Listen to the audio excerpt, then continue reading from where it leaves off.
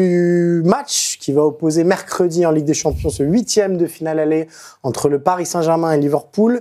Et on va se poser une question, Maxime, parce qu'on voit fleurir ces derniers temps, et ici même d'ailleurs la semaine dernière avec Julien, un certain optimisme pour le Paris Saint-Germain dans cette possible qualification pour les quarts de finale face à Liverpool. On parlait d'intelligence artificielle, on a des statistiques qui ont été ressorties par Opta, et vous savez qu'ils ont un simulateur qui a mis en place cet état de fait-là. Liverpool a 59% de chances de passer, le Paris Saint-Germain en a 41%. Finalement, je trouve que c'est plutôt des proportions correctes, mais est-ce que les dernières prestations parisiennes, avec pas mal de doudounes passées à Brest et au Stade Briochin, n'ont pas entraîné peut-être un excès d'optimisme dans le football français autour du Paris Saint-Germain? Alors, 59-41, moi, ça me paraît plutôt pas mal, comme tu l'as dit. Oui, c'est à peu près le rapport de force, un 60-40, Liverpool favori, parce qu'évidemment, on va parler des dernières semaines. Il est quand même difficile de faire de Liverpool un outsider ou de mettre à 50-50 par rapport au PSG, alors que Liverpool roule sur la première ligue. En fait, ce qui est marrant, parce qu'il faut comparer, parce que ce rendez-vous du 8e de finale, c'est un peu le tout ou rien pour le PSG généralement. Et c'est un moment qu'on a connu très crispant souvent pour le Paris Saint-Germain. C'est-à-dire qu'il y a eu notamment, souvenez-vous, je ne sais pas pourquoi je repense à ce matin, un PSG-Caen, un 2-2 au Parc, où il y avait une litanie de blessés, où on sentait qu'il y avait toujours une espèce de malédiction qui rattrapait le PSG. Il y avait eu les propos d'Mbappé, il ne faut pas avoir peur, etc. une autre année. Enfin voilà, c'est toujours un moment, normalement, février, il fait froid, il fait pas beau, la nuit tombe vite, où on se dit « Ah, ça va tomber aussi sur le PSG ». Et finalement, on est sur peut-être un des hivers les plus simples pour le PSG, les plus optimistes, qui se passent le mieux, les plus tranquilles. Ça, c'est lié, à mon avis, à plusieurs choses. C'est-à-dire que c'est un peu l'effet de ce qu'on a vu en début de saison. C'est-à-dire, non, on arrive à parler de la Ligue des Champions. Si on est éliminé, c'est pas grave. Même si, évidemment, si le PSG était sorti au premier tour, ça aurait été grave. Mais en tout cas, il y a ce côté de dire, non, faut arrêter avec le totem de la Ligue des Champions. Faut arrêter d'en faire un Graal absolu pour dire, non, mais on va y aller à notre rythme, etc. Et pour l'instant, force est de constater que malgré une première phase qui a été assez catastrophique pendant longtemps, c'est réussi puisque le Paris Saint-Germain arrive assez tranquille. Alors il y a évidemment, comme tu as dit, les doudounes qui ont été mises à tout le monde. Et même en Ligue des Champions en barrage, évidemment, c'était Brest, avec le 10-0 sur les deux matchs. Monaco, ça a été un peu l'autre test, mais pareil, ça a été réglé très vite 4-1. Donc c'est sûr que le Paris Saint-Germain arrive dans des conditions, on va dire, psychologiques presque idéal, on va dire. Il y aura encore PSG Lille, mais je ne suis pas sûr que ça change grand-chose. Donc, au fond, c'est très bien.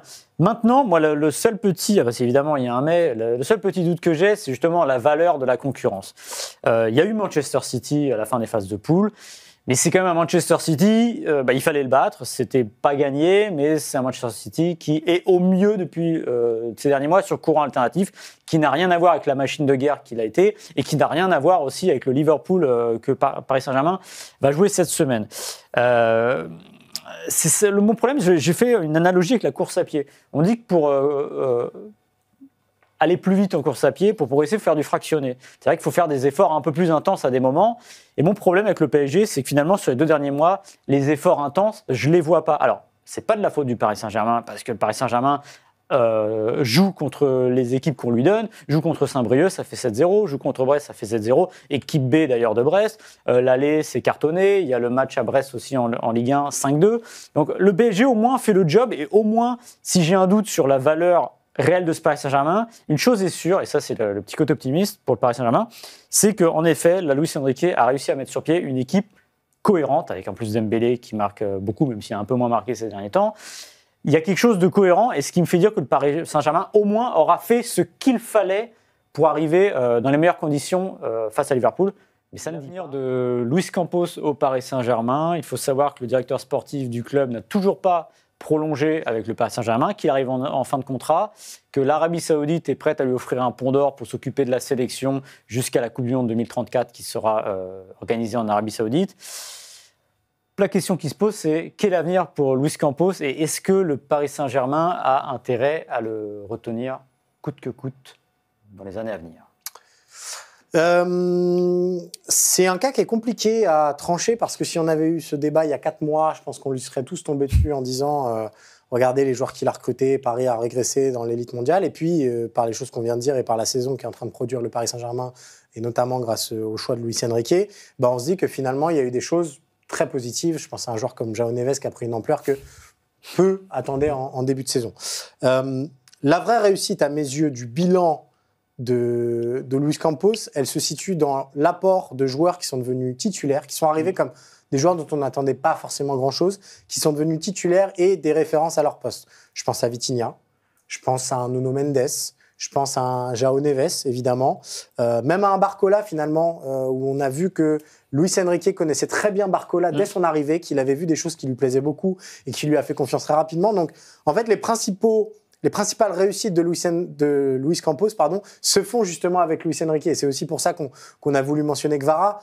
C'est très tôt pour juger l'apport du Géorgien au Paris Saint-Germain. En revanche, ce qui est sûr, c'est qu'il colle. C'est un Luis Enrique compatible. Donc si Paris doit prolonger Luis Campos, il faut absolument qu'il prolonge Luis Campos en lui disant « Ton rôle, c'est pas de faire de Luis Campos, c'est de faire de Luis Campos à disposition de Luis Enrique. » Que ce soit Luis Enrique qui, puisqu'il a prolongé, et le mettre à bord et qui décide des joueurs dont il a besoin. Donc voilà, pour moi, c'est la grosse réussite. La deuxième réussite, et il faut quand même lui reconnaître aussi ça, c'est d'avoir réussi quand même à transposer en peu de temps la demande de Nasser de « on arrête avec les stars, ça marche pas, on prend des jeunes, on prend des Français, on les fait progresser, on a une vraie équipe ». Ça passe par Luis Enrique là encore, mais mine de rien, quand on voit l'état et l'équipe qu'il récupère, Luis Campos, en 2022, versus celle qui existe désormais, il y a eu des vrais changements. 3 méga stars qui sont partis avec Messi, Neymar et Mbappé, pas forcément partis dans des bonnes conditions, c'est un autre débat. Mais c'est aussi, malgré tout, dans sa fiche de poste et dans la mission qui lui avait été fixée, une des réussites. Après, il y a beaucoup de ratés, mais je vais te laisser la parole quand même, Maxime, parce que... Ouais, mais il y a aussi beaucoup de choses. Voilà, le premier raté, c'est quand même Christophe Galtier. Voilà, ouais. On va pas... Non, mais en fait, c'est toujours pareil. C'est un peu comme... Tu parles de Luis Enrique tout à l'heure. On a tendance à juger les gens, et peut-être même que là, le jugement qu'on fait est un peu hâtif, parce que justement, dans 6 mois, on ne se dira peut-être pas la même chose. Mais une chose est sûre, c'est que Luis Campos, tel que le projet du PSG est constitué et tel qu'il est lui, ça correspond à ce qu'il est en fait. À Monaco, à Lille, ce sont des clubs qui ne vont pas chercher de la méga star. En fait, si vous allez chercher de la méga star, il ne faut pas Luis Campos. Il ne sert à rien. C'est-à-dire que le PSG, d'ailleurs, j'ai envie de dire que même moi, Maxime Dupuis, si je vais au PSG avec un carnet de chèques infini, je vais pouvoir attirer de la méga star. Ça, c'est pas ça. Ce qu'on lui demande à Luis Campos, c'est d'aller chercher... Alors, des trouvailles. Des trouvailles, voilà. Pas des affaires, parce que quand on voit les prix, c'est pas des affaires, parce que le PSG surpaye, voilà. Et on peut parler, tu parlais des ratés.